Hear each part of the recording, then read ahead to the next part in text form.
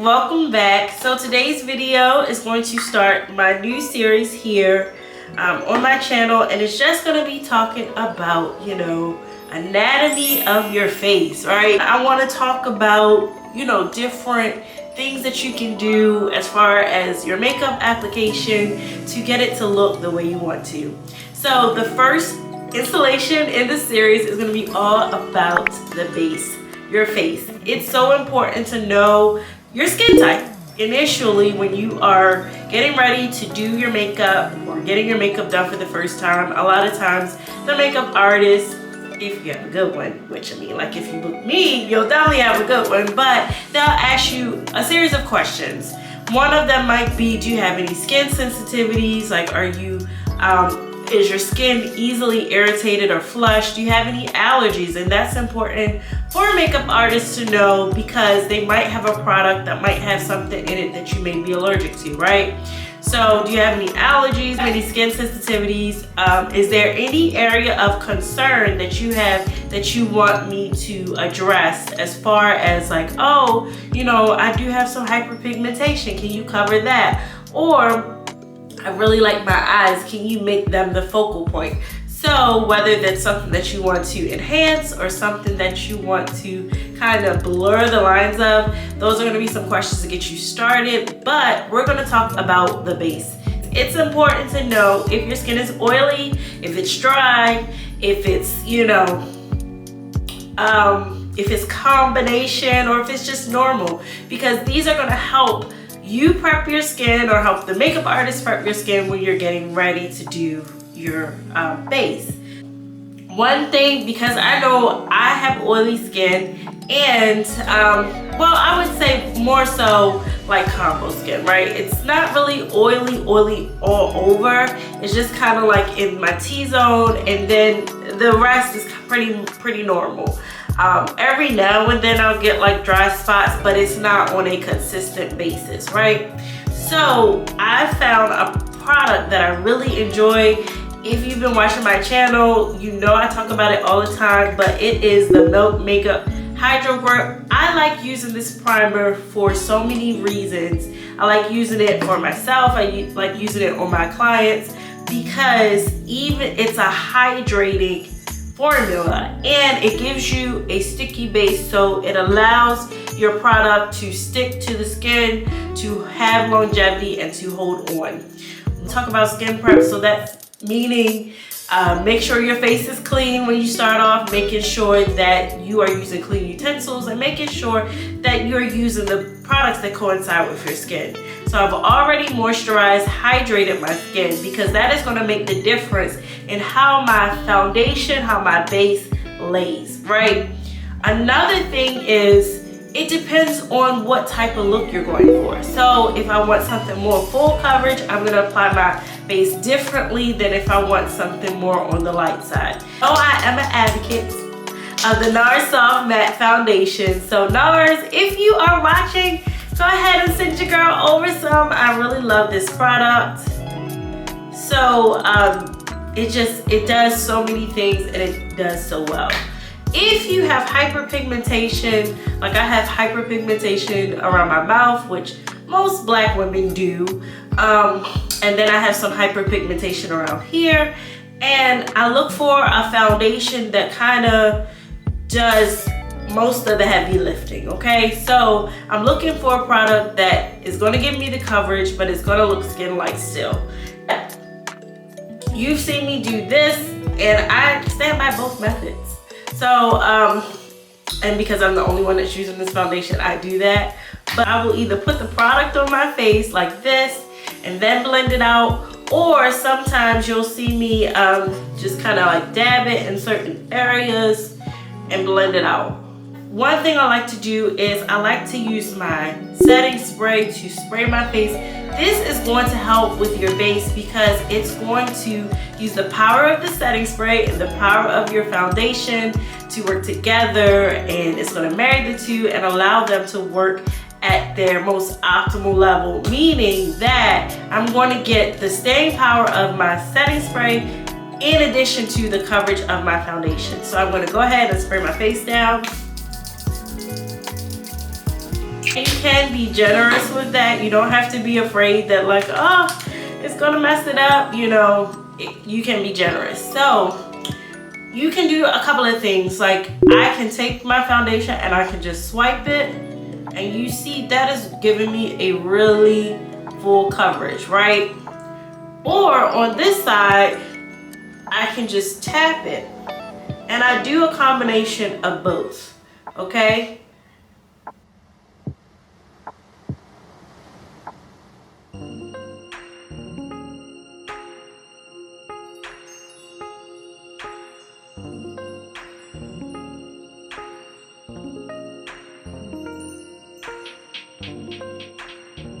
Another tip is I don't like to put a ton of foundation on my forehead. I just don't feel it necessary because I am going to be going in with more product as well. Like I'm going to be going in with my concealer and my bronzer. So I just like to use a tad bit just to even it out, to make sure everything is a seamless color. But I don't like to go in and put a ton on my forehead. And I love this brush too. This is by Real Techniques. It's their Instapop face brush. Okay, so now we've gotten the foundation on, and you notice that I didn't really put foundation up under my eyes or on this area of my face because that's where I'm going to be using my concealer. And although I'm not underpainting and I am layering products on top, I don't want to put too much product, right? Because I have deep set circles here, I don't want to put too much product on there, and then it's just giving it more and more opportunity to crease, right? So I kind of stay away from this area and kind of like the center of my face, because I know I'm going to put additional product there, or you know, another product there. So I know I'm going to be using concealer there, so there's no need to pile on the product, right? I am just going to go in with my concealer, and it just depends on what look I'm going for. If I'm going for a really full glam, I'm going to put my concealer over everything. But if this is like an everyday look, you know, I might just put a little here, and call it a day. But it just really all depends. So right now, I'm going to go ahead and just kind of even that concealer out. And we want to kind of lift the face, but I'm also going to put some down the center, the bridge of my nose, and right here in between my eyebrows.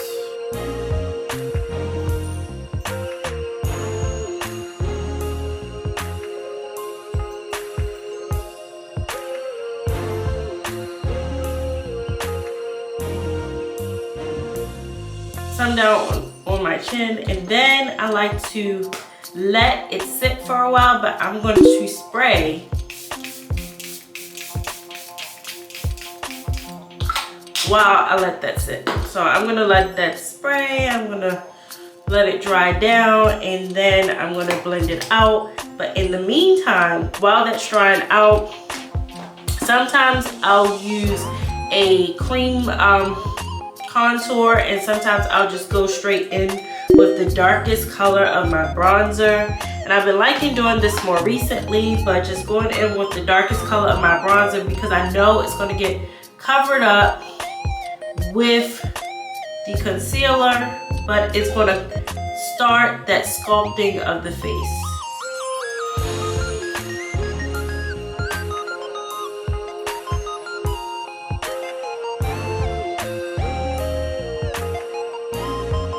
Just going to take a little bit and swoop it across the forehead.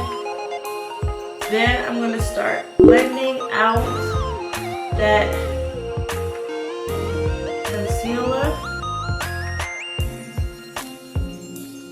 When I start blending out, I'm going to focus on the outer areas first. And that's why it's important for you to be mindful of placement when you're putting your product down, because really before we used to be like, oh, because we can fix it, but you want to do as little heavy lifting as possible, because remember, it's soft girl era. See how that's just like kind of melting away.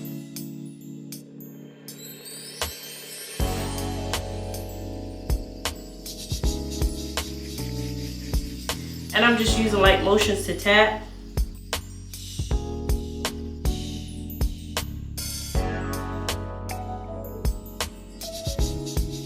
Like to just kind of bring it up and sculpt it out. Bring it up, sculpt it out.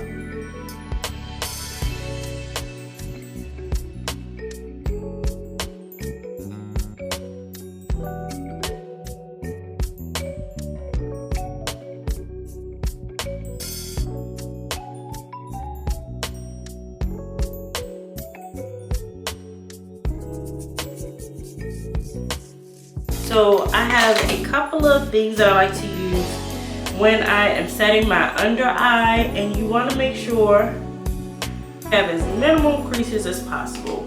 Now, we can be realistic. If you have creases under your eye, you doing that, like they're still going to be there, but you don't want to set the creases in with your makeup.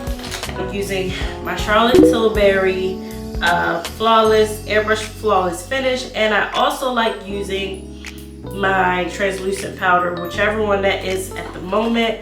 Right now I'm using the one size, but I like Laura Mercier, I like Hourglass, so whatever loose translucent powder you're using, and then you're going to want to press powder. I like using a combination of two things. I like using my brush. Typically it's the same brush that I've blended out with, and I like using my triangular powder puff.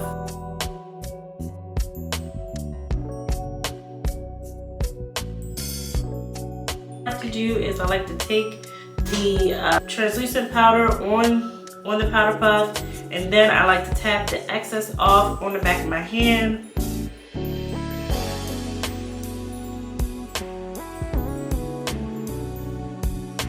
To make sure it's not uneven or blotchy, right?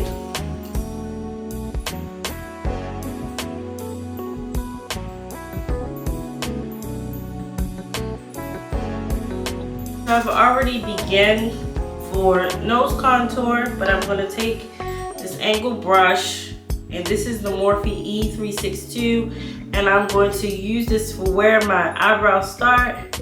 Kind of start sculpting out just in this area, and that's already beginning to sculpt my nose, but I want to push that product up so that it's not just like, ooh, I see two lines, right?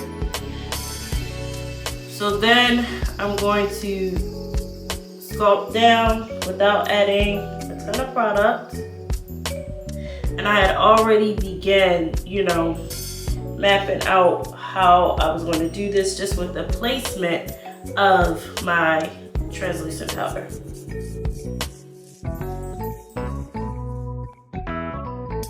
And I fan that out, and most of the time I'm using my bronzer, and this is the lightest shade of my bronzer.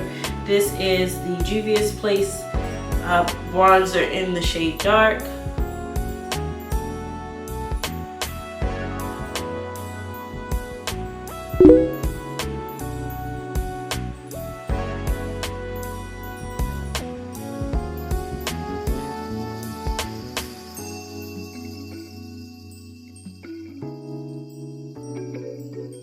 Place down, and then we're just going to sweep away. So now I'm going to go back in with my foundation brush without adding any product. It just has like a little bit of the foundation that I had on when I set my face, and I'm just going to go all over everything.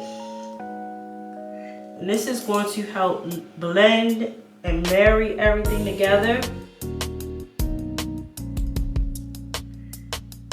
so you don't see highlighted area bronzer. It's just going to help make everything a little bit more subtle. You can see where the light is coming in, but it's not going to be such a harsh line of demarcation. Okay, so I'm back and I've done my eyebrows, and the next thing I want to talk about that's just going to help give you that nice, beautiful base is blush. Whether you choose to use liquid blush or powder blush exclusively or a combination of the two.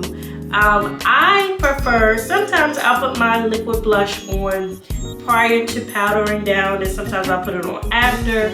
It just really all depends, but for today, I'm just going to put on some powder blush, and I'm going to show you how I use that to further sculpt my face. Rosy kind of pink color. Just tapping it on and tap, tap, tap, tap up. And right, it barely looks like I put anything down, but I prefer to build. And I talk about that with just, you know, your eyeshadow looks and everything else. It's easier to build the color versus, and now you gotta figure out how to blend it out and what to do with it.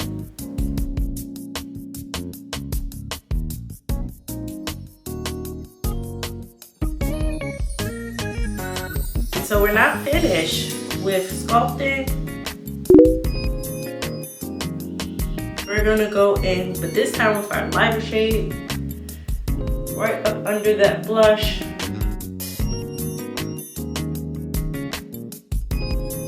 Push it a little bit toward the hairline, and sometimes if I'm in a rush, I'll just use this, you know, with the same brush and all, I'm saying. Kind of just sweep some color on my lid because I've already pulled that color down to create my nose contour. So it really makes it easy to do it this way without, you know, grabbing another brush. To give some color, some definition to the eye. Then I'm going to go back in with the darker shade of my bronzer and just push up.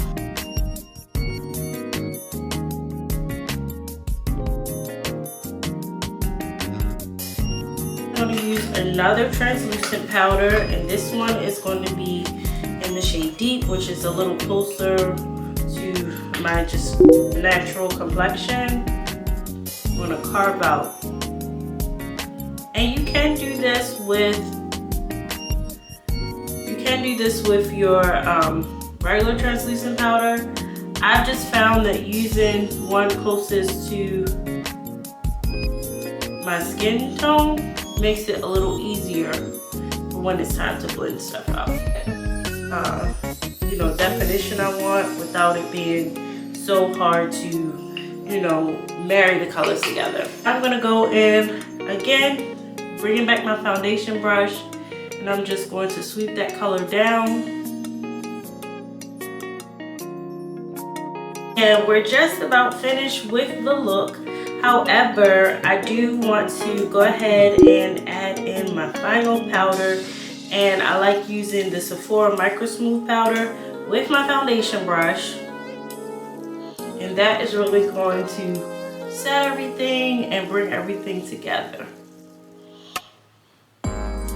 So this is where we're setting like this part of the face underneath on your neck. Sometimes I bring my foundation down my neck to my chest, and that's where we're going to just lightly go over everything to make sure everything is blended together. And then you're like, okay, he used a lot of powders, we don't want to be looking casket ready. So then I like to go in with my setting spray and spray down, and I like to be generous with this.